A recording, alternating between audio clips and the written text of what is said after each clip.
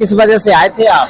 हमारे गुरुजी का सत्संग मतलब समागम हुआ था, इस वजह से 3 दिवसीय हुआ था, इस वजह से आए थे। तो इस समागम में क्या क्या देखा है आपने? इस समागम में जैसा कि हमें खाने को मिला है और रहने को भी बहुत अच्छी सुविधा मिली है और यहाँ पे आध्यात्मिक प्रदर्शनी भी लगी है।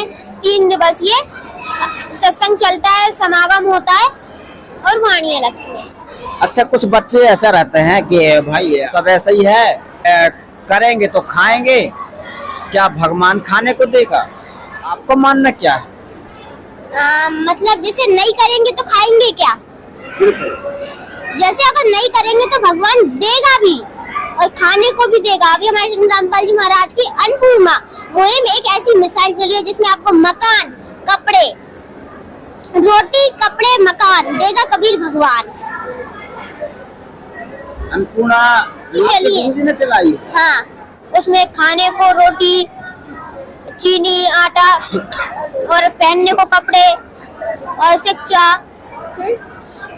रोटी, कपड़े, शिक्षा देगा कबीर भगवान। और जैसे आँख का इलाज होता है, पैर का इलाज होता है, अगर डॉक्टर आते हैं वो जैसे आपकी आँख, कान, पानी बहता है उसके लिए वो होते हैं फ्री निःशुल्क। सतलोक आश्रम बैतूल में आपने विजिट किया है, तो यहाँ भोजन प्रसाद में कुछ पाया है आपने? हाँ, जैसे लड्डू बनते हैं, लड्डू, जलेबी, बर्फी, पूरी, सब्जी, दाल, चावल और फुल्का। जैसे सूखा फुल्का खाना है सूखा फुल्का खाओ, गीला खाना है गीला खाओ, पूरी कड़क खानी है कड़क खाओ, नरम खानी है नरम खाओ, लड्डू छोटा चाहिए छोटा खाओ, बड़ा चाहिए बड़ा खाओ, आधा चाहिए आधा खाओ, और बर्फी कितनी चाहिए खाओ, और चाय कितनी पीना है पी लो, कोई मना नहीं करता।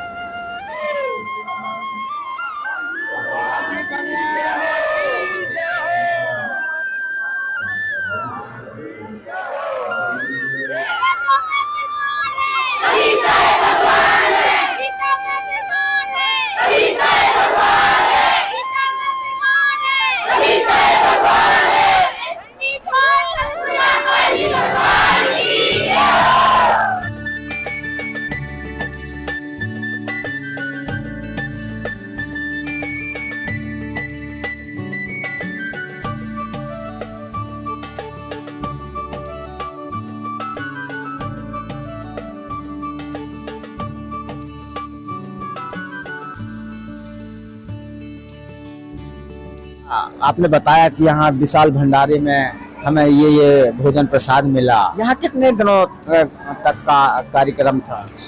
वैसे तो जैसे सेवादार के लिए तो 5 दिन का रहता है और जो हमारे भक्त भाई आते हैं उनके लिए मतलब हर साल 3 दिवस, एक साल में 6 बार हो जाता है आराम से, 6-7 बार।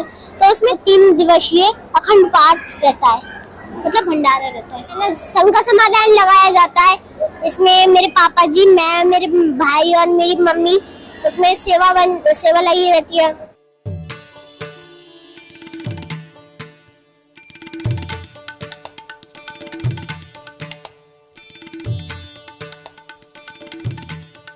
कबीर जी का अवतरण दिवस के उपलक्ष्य में प्रदर्शनी लगाई थी कि नीरोनिमा जी को वो कैसे मिले और फिर मिले तो उसके पीछे कितनी सारी जनताएं आई।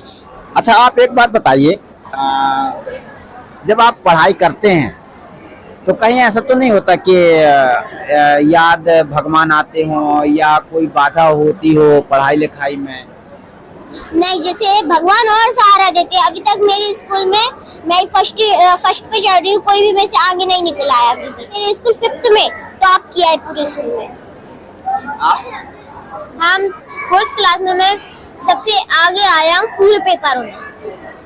आपके स्कूल में जाएंगे, आपके दोस्तों मित्रों से पूछेंगे कहीं आप गलत तो नहीं बता रही? नहीं नहीं, ऐसा नहीं है। जैसे हमारे संत रामपाल जी महाराज झूठ की मना करते हैं, तो हम जो भी भक्त हैं वो झूठ नहीं बोल सकते। ऐसा है? हाँ। अरे आजकल तो भाई ये है कि एक चॉकलेट खाते हैं और झूठ बोल देते हैं। नहीं, हमारे गुरुजी मना करते हैं, मतलब रिश्वत के लिए कोई भी काम नहीं करना चाहिए। जैसे अगर कोई आपको दे भी रहा है कि चीटिंग कर लो, जी हम 50 रुपए दे देंगे, नहीं करेंगे बिल्कुल भी। हमारा कोई भी वक्त नहीं करता है रिश्वत के लिए चीटिंग। ये बात सही है। हाँ। अगर चुटकी कोई गुटखा देता है, सुपारी देता है, लौंग देता है, तो उसका सम्मान नहीं करते क्या?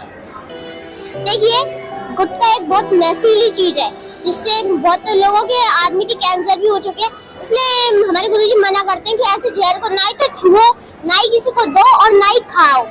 इससे हमारे गुरुजी बोलते हैं कि अगर इससे स्वास्थ्य बढ़ता तो पहले के लोग तो बिल्कुल छूते भी नहीं थे, वो भी तो खा सकते थे, और इससे स्वास्थ्य बढ़ता तो इससे स्वास्थ्य और घटता है। इसलिए हमारे गुरुजी मना करते हैं, ना ही देना है ना ही लेना है।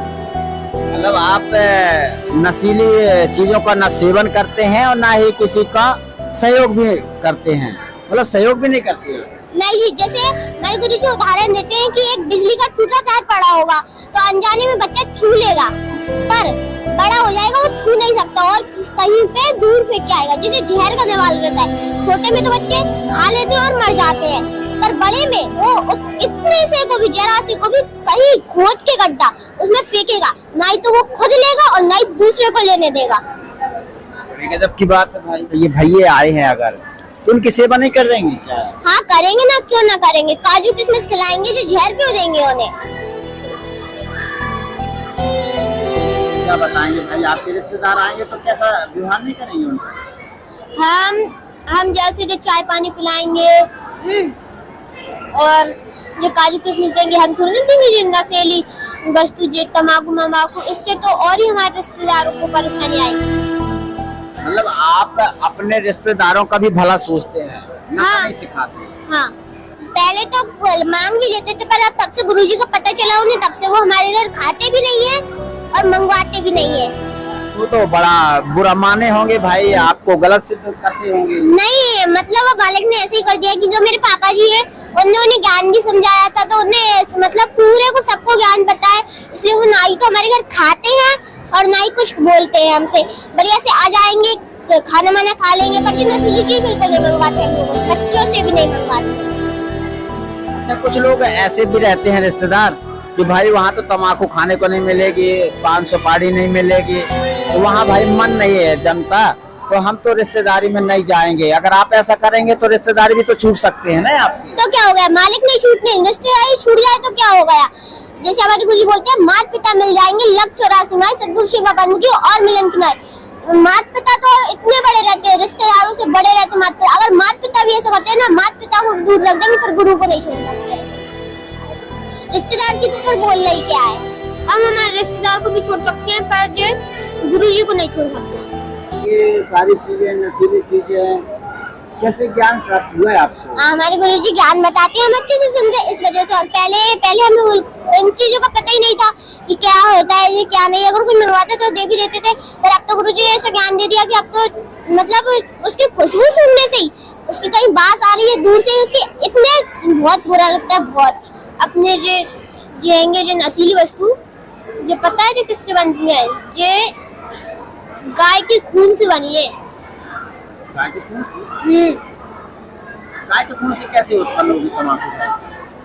गाय से खून से उत्पत्ति हुई है कि एक राजा था, उसने भंडारा करा था, तो स्वर्गलोक से गाय बुलाई थी। तो जब वो वापस जा रही थी गाय, तो उसके पैर में चीर दिया था राजा ने, तो जहाँ जहाँ खून टपका था वहाँ पे तम्बाकू की उत्पत्ति हो गई। और हमारे गुरुजी बताते हैं, मतलब तम्बाकू की डेफिनेशन भी बताई गुरुजी ने कि तमा मीन्स होती है, मतलब ये अरबी भाषा का शब्द है तमा माने होता है गाय और खूनाम खून। गरीबदास जी बोला तमा माने गाय और खूनाम खून, मतलब तमा गाय के खून से तम्बाकू की उत्पत्ति हुई है। तम्बाकू के नाम से ही उसकी डेफिनेशन पता चल जाती है। संत रामपाल जी महाराज जी से नाम दीक्षा लेने से पहले संत रामपाल जी महाराज जी को आप जानते थे? नहीं जानते थे, वो तो हमारी जो मामी जी थी उनने बताया था, वो हमसे पहले जुड़ी थी। अच्छा, एक बात बताइए, संत रामपाल जी महाराज जी से नाम दीक्षा लेने में क्या कुछ फायदा मिला आपको या परिवार को? स्कूटी हमारे मामा जी नहीं है, तो मामी जी को स्कूटर सिखा रहे थे, तो तब हमारे पापा जी गिर चुके थे, मामी जी भी गिर चुकी थी, मामी जी का हाथ फ्रैक्चर हुआ और पापा जी की नाक में बहुत तेज लग गई थी। उस समय हमारे गुरुजी ने खुद मामी जी को आके कही थी, बेटा रो मत, तेरा भाई ठीक है, तेरा जीजा ठीक है, उस समय मतलब एक तो हमें जला हुआ और एक मेरी ये वाली आँख जो हमेशा इसमें से हमेशा आंसू गिरते थे, पढ़ाई करते करते भी आंसू गिर जाते थे, उसमें और दिक्कत आती थी। और यहाँ पे भी बैतूल में ही फेमस हॉस्पिटल में वो करवाया था तो भी उससे नाम लिया, पर गुरुजी की ऐसी दया हुई कि वो अपने आप ही ठीक हो चुकी है। बड़े गजब की बात है भाई। आपको कुछ फायदा मिला यहाँ संत रामपाल जी महाराज जी की शरण में आने में? हाँ, एक बार हम कटोरा आश्रम में थे तो वहाँ पे से मैं मैट पे से गिर गए थे तो इधर लग गई थी। अभी निशान हुई है जे। निशानी बताओ। जी ये लगा था। हाँ जी लगा था। हम मतलब खेल रहे थे तो एकदम से किसी में पैर अड़ा तो हम गिर गए थे तो इतना गड्ढा हो गया था, इतना अंदर गड्ढा हुआ था। तो फिर पट्टी हुई थी तो फिर गुरुजी की ऐसी दया हुई कि उसे 2 दिन में ठीक कर दिया। 2 दिन में ठीक हुआ? हाँ। इतना सारा गड्ढा तो आदमी को महीनों लग जाते हैं, सालों लग जाते हैं। आप कह रहे हैं 2 दिन में ठीक होगा, ऐसा तो अचंभित वाली बात है। ऐसे में तो लोग ही कहने लगते हैं कि भाई ये तो झूठ बोल रहे हैं। ऐसा नहीं है। बात सही है। हाँ। आप इनके बहन हैं, कहाँ तक बात सही है?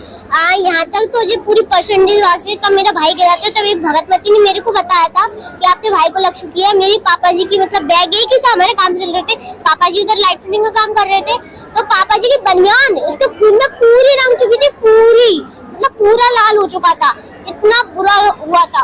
और गुरुजी की दया हुई मतलब 5-6 टाके भी आए थे इसको और 2-4 दिन में मतलब 2-3 दिन में आराम से ठीक हो गया था ये। जो लोग तीर्थ जाते हैं, गंगा स्नान करते हैं, क्या उन्हें फायदा नहीं होता क्या ऐसे? हाँ, क्या वो हमारे गुरुजी कहते हैं, पत्थर पूजे हरी मिले तो मैं पूजू पहाड़, जहाँ से तो चक्की भली पीस खाए संसार। हमारे कवि साहिब जी बोलते हैं कि पत्थर आप एक पत्थर पूजते हो, मैं तो पूरा पहाड़ी पूज दूं अगर मुझे भगवान मिल जाए तो। इससे तो अच्छा चक्कियाँ भली जिससे पूरा जन समुदाय पीस के आटा तो खा सकता है। नाई तो जब पीसने की होती है, नाई ठोकने की होती है। जैसे श्री राम जी हुए थे, उनके समय में उन्हें किसी ने भगवान नहीं माना था और कलयुग के समय में आज सब उनको भगवान माने। श्री कृष्ण हुए, उनको नहीं माना था, तब उनको माखन चोर और भी बहुत डेंजरस नाम दिए गए थे। और भी जैसे परशुराम हुए, आज सब उनको गुणगान करता है। राजा परीक्षित, उनको कभी ने किसी ने भक्त नहीं माना पर आज पूरा जन सुनाए उनको बुरा बोल रहा है। मीराबाई को मतलब एक वो तो ठाकुर समाज की थी, उनको किसी ने भी भक्त नहीं माना, भक्तमती नहीं माना, पर आज पूरा जन सुनाए उनका नाम ले रहा है। मीराबाई को किसने परेशान किया? जैसे उनके पति जी शांत हो चुके थे, वो उनके देवर जी ने बहुत परेशान किया था, उनको तंग किया था। कैसे कैसे मतलब ताड़ना? जैसे पहला नंबर तो उनको तलवार सांप से कटवाने की सोची थी पर वो नहीं मरी उससे भी। फिर दूसरे नंबर की उनने कहा था बिस से कि तलवार से काट दो या फिर बिस पी ले, तो उन्होंने सोचा था कि तलवार से तो दर्द होएगा, इससे अच्छा तो बिस ही पी ले, तो उससे आराम से वो हो गई थी, पर नहीं मरी थी, वो ऐसे भक्त सदगुरु की शरण में थी। लेकिन मीराबाई के तो भजन हमने भी सुना है और लोग भी बता रहे हैं कि मीराबाई तो गाती रही कि मेरे गिरधर गोपाल दूसरा न कोई, जाके सिरमौर मुकुट मेरो पति सोई। तो मीराबाई श्री कृष्ण जी की भक्ति नहीं करती थी, वो पहले करती थी, वो उनके मंदिर जाया करती थी। उनके मंदिर से पहले ही एक दिन रविदास और कबीर साहिब जी का सत्संग हुआ था, उस समय उनकी ज्ञान गोष्ठी हुई थी। उस समय उनने फिर कहा था कि नहीं ऐसा नहीं हो सकता, मेरे श्री कृष्ण जी बहुत बड़े हैं। तो उन्होंने फिर रात को श्री कृष्ण जी से पूछा था, जो मतलब क्रिया काम करते थे, तो उन्होंने कहा था कि हाँ मेरे से ऊपर है तो, पर मैं भी नहीं जानता उसको। इस वजह से सिद्ध हो गया है कि मीराबाई जी श्री कृष्ण जी की भक्तमती नहीं, इससे नहीं बल्कि कबीर साहिब जी की भक्तमती थी। कबीर साहब की भक्ति करते थे मीराबाई। एक चौपाई में शायद बालकांड दोहा नंबर 100 है कि उसमें लिखा है कि पार्वती और शिव जी का विवाह हो रहा था। उस समय पार्वती जी ने मूर्ति बनाई थी, वो मूर्ति गणेश जी की थी। आप ही सोचिए उनका विवाह हो रहा था, तब कौन था? ये भी एक बात सही है कि भाई भोलेनाथ का विवाह तो पहले हुआ और गणेश जी तो बाद में आए, तो फिर विवाह में कौन से गणेश की पूजा हुई, ये आपका भी सवाल काफी कांटेदार है। तो क्या आप बताएंगे कि गणेश भगवान सही है कौन? तो मतलब उसी के नीचे हेडिंग लिखिए क्यों कि कोई भी मतलब कोई भी जन समुदाय ये ध्यान ना दे कि वो गणेश कौन, वो आदि गणेश था। उसमें जो क्लियर लिखा है वो आदि गणेश था, मतलब आदि गणेश कबीर साहब जी थे। आपको है कुछ नॉलेज? हाँ, जैसे कि जो सुंदर कांड है उसकी दोहा है, दोहा नंबर 6 की चौपाई नंबर 3 है। हनुमान जी खुद से कह रहे हैं कि कहूँ कवन में परम कुलीना, कपि चंचल सभी विधिहीना, प्रातः लिए जो नाम हमारा, ते दिन न मिले हारा। इसका अर्थ बताइए हमारे दर्शकों को। कह रहे हैं भला ही कहिए मैं तो जाति का चंचल मानव हूँ और सब प्रकार से नीच हूँ, और जो सुबह उठकर हम वानरों का नाम ले लेता है उसे भोजन नहीं मिलता। ये सही बात है। इन्होंने दोहा बोला है, उसमें बोल रहे हैं कि मैं तो सब प्रकार से नीच हूँ, एक भगत हूँ, तो फिर मेरी पूजा क्यों कर रहे हो? क्या चौपाई बोली है रामायण की? इनने बोली थी कहूँ कवन में परम कुलीना, कपि चंचल सभी विधिहीना, प्रातः ले जो नाम हमारा, ते दिन ना मिले हारा। मतलब मैं तो सब प्रकार से नीच हूँ, एक भगत हूँ, फिर आप लोग मेरा नाम लोगे। जैसे हमारे गुरुजी बताते हैं कि अगर अपन ने हनुमान जी का नाम ले लिया ना, उस दिन हनुमान जी को भूखा रहना पड़ता है। तो आप ही सोचिए एक भगत को भूखा रखने में अपन को कितना पाप लगता होगा, और सोचिए कितना ही पाप लगता होगा। अपन मतलब आज के जमाने में तो राम जी को बहुत कम लोग पूछते हैं, हनुमान जी को ज्यादा लोग पूछते हैं, राधा जी को ज्यादा लोग पूछते हैं। उन्हें कैसा लगता होगा कि मुझको मतलब मेरे को पूछ रहे हैं पर मेरे गुरु को नहीं पूछ रहे, उनको भी तो कितना बुरा लगता होगा। आज ही जैसे हम पे उतारे, हमारे गुरुजी को ना पूछे और हमको पूछने लगे तो हमें कैसे लगे? हमें बहुत बुरा लगेगा कि हमारे गुरुजी को पूछे, इससे अच्छा मेरे भी भक्ति करेंगे और खुद भी नरक जाएंगे। आपका कहने का मतलब ये है कि हनुमान जी जब खुशी होंगे जब उनकी बात मानेंगे। हाँ, हमारे गुरुजी नाम दीक्षा लेने के पहले नियम बताते हैं, नियम का फॉलो कर सको तो फिर नाम दीक्षा लेते, तभी हमें 5 मंत्र बताते हैं जो ब्रह्मा विष्णु महेश और इनकी माता जी और गणेश जी का मंत्र देते हैं, जिससे हमें लाभ ही लाभ होते हैं, दुख कभी नहीं होता है। हमारे गुरुजी से नाम दीक्षा ले, भक्ति करे और फिर देखिए आपको कितने कितने चमत्कार होते हैं आपके साथ। दर्शकों, संतों का भी कहना है कि धन्य है वो माता पिता जो अपने बच्चों को ऐसा संस्कार देते हैं, जो अध्ययनशाला का करते हैं लेकिन भगवान का भी अध्ययन रखते हैं। वेद परी, मैं आशीष, कैमरामैन कमलेश प्रकाश के साथ आज के प्रोग्राम में बस यहीं ही समाप्त करते हैं। नमस्कार।